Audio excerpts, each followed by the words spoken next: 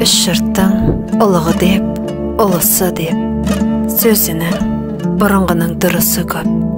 Мен сені жақсы көрем, нағашы жан, ардақты анашымның туысы деп. Аяулы інісі деп, ақ мамамның, сырымды саған ғана ақтарамын.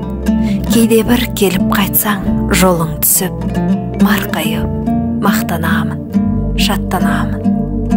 Бейнеңнен бір ұқсастық тапсам таныс, байқатпай қарай берем қалып бәріс. Анамның қымбат жүзі түседеске, көңілдің түпкірінде жатқан алыс.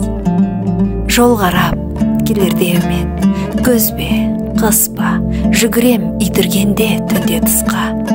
Анамды сағынғанда сені ойлап, өткізем алаңдаумен күнді қысқа.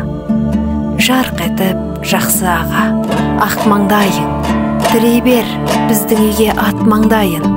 Қараймын көкжиекке күнде тұрып.